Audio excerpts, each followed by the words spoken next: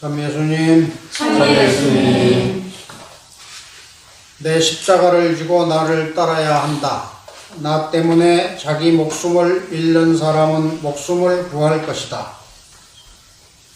오늘 성 김대건 안드레아와 성 정화상 바오로와 동료 순교자들을 기념하는 오늘 복음은 예수님의 가르침을 새로운 시대의 하느님 나라 건설 운동으로 받아들이고 따르던 예수운동 공동체에 대하여 굳건한 믿음을 잃지 않도록 격려하던 초대교회 지도자들의 가르침이 반영된 말씀입니다.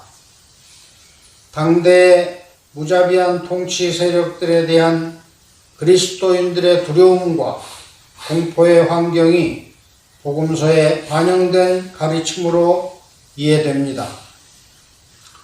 이스라엘은 유대교 체제를 국가 이념으로 확고히 세우기 위해 예수님의 하느님 나라 운동을 이단으로 탄압했고, 로마 제국은 봉건 체제의 정치적 기반을 지탱하고 또 흔들리는 제국을 견직하자 황제를 우상화하는 태양신 숭배로 예수의 평등 평화 사상과 충돌을 빚으면서 가차없는 로마의 박해 시대를 열게 됐습니다. 18세기 말 조선 사회도 봉건 군주 세력들은 성리학이라는 유교의 낡은 정치적 이념으로 당시 백성들의 고달픈 삶에 절망을 안기면서도 남인 북인 노론소론 동인 서인 시파 벽파 이렇게 갈려서 중국을 사대하면서 성리학을 정치 이념으로 삼고 절대화하던 시대였습니다. 양반 상놈의 계급 사회에서 천주학을 신봉하던 이들은 하늘과 땅, 인간을 창조하신 하느님의 존재를 깨우치며 하늘 아래 모든 인간은 하느님의 자녀들이고 형제 자매라 가르쳤습니다. 이에 많은 민중들이 천주학을 신봉하며 평등 세상의 유토피아를 실현하고자 신앙에 투신하게 되었습니다. 양반 상놈이 한 밥상에서 밥을 먹고 사대부도 선비도 농민도 대장장이 옹기장수 심지어 백정까지도 서로를 형제라 부르는 경천동지할 천주학 현상에 경악하던 지배계급들은 그리스도교를 무지한 반국가 집단으로 규정하고 탄압했습니다. 그러나 사실 조선사회가 중국의 성리학을 절대 진리로 숭배하며 정치 통치 이념으로 삼았을 때 정작 중국은 성리학이 퇴조하고 왕양명이 제창한 양명학이 대세가 되었던 시대였습니다.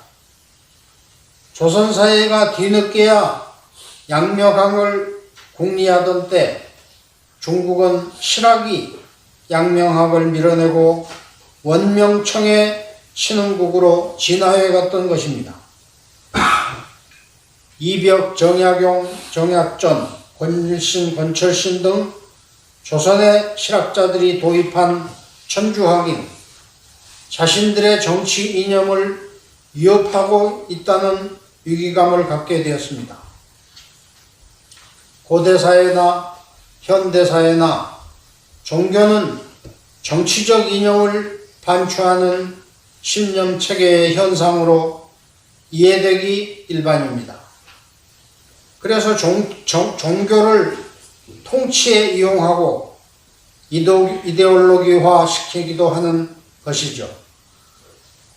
여기까지의 설명만으로도 왜 우리 시대를 지배하고 있는 기득권을 가진 집단과 지역과 국가기관인 검찰이나 보수 언론이나 수구 정당이 신천지나 정광훈 교회 같은 세력들을 우군으로 삼고 권력을 되찾고자 개혁 세력을 공격하고 있는지를 그 이념적 배경을 이해할 수 있을 것입니다.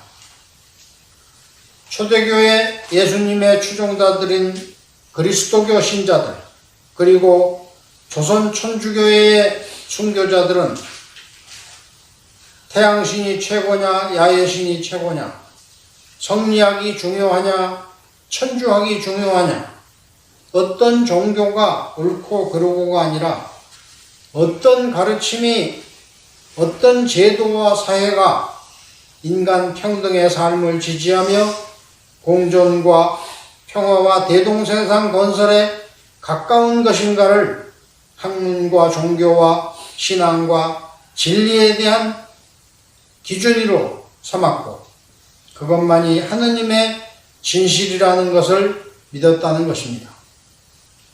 믿음이라는 것은 결국 진리에 대한 믿음, 진리의 승리가 곧 진리가 되어야 한다는 신념인 것이죠.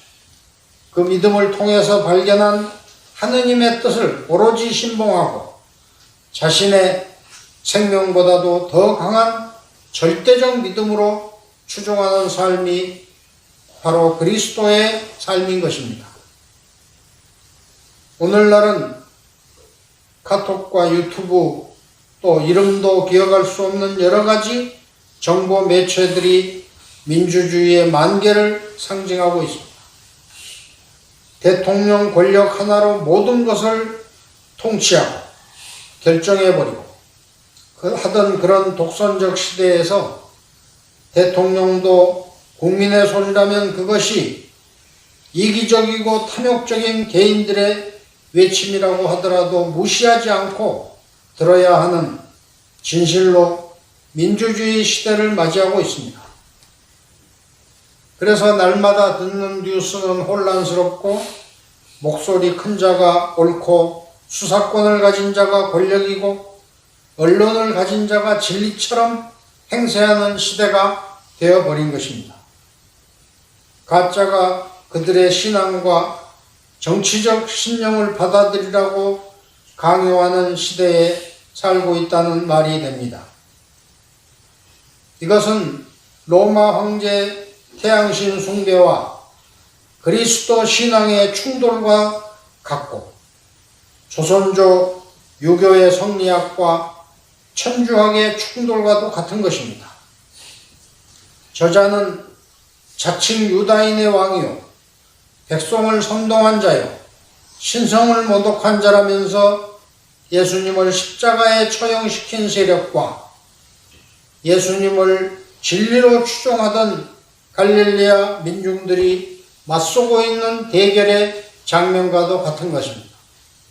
미카엘과 루치펠 두 깃발의 진영이 맞서고 있는 광경이며 친일 패권주의자들의 기만과 깨어있는 민주시민의 의식이 맞서고 음모와 진실이 맞서고 이기적 탐욕과 상식적 시민정신이 대결하는 시국이라고 판단됩니다.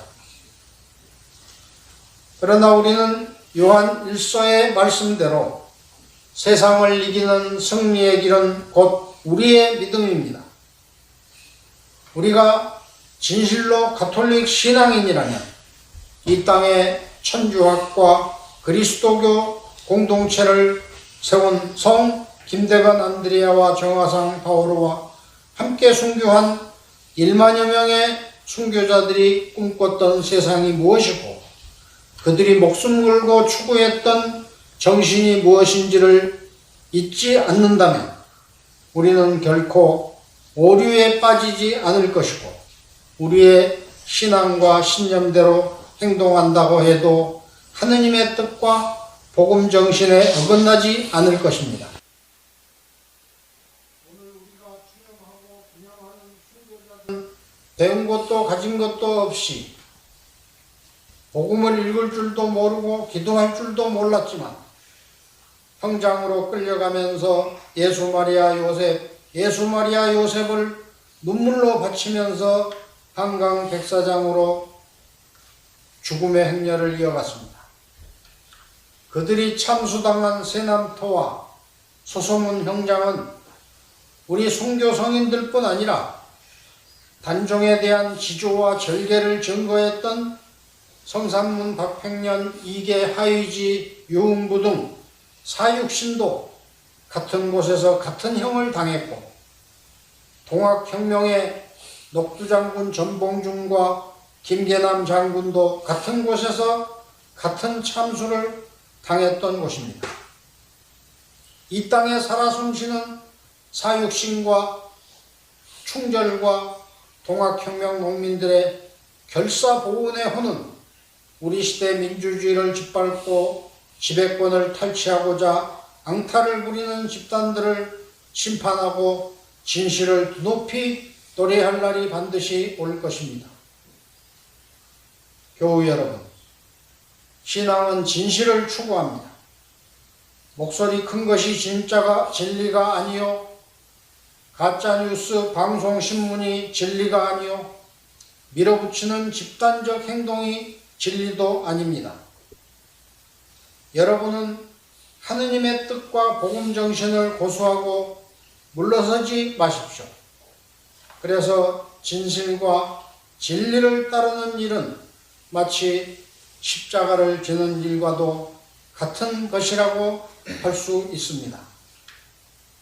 그러나 사직생의 정신으로 우리의 믿음이, 우리의 신앙이 우리의 믿음이라면 진실은 승리하며 부활의 새벽이 반드시 밝아온다는 것을 믿읍시다.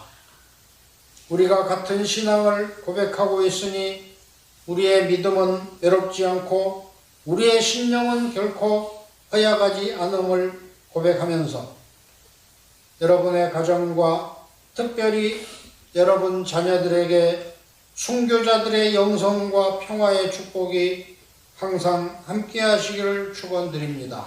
아멘. 아멘.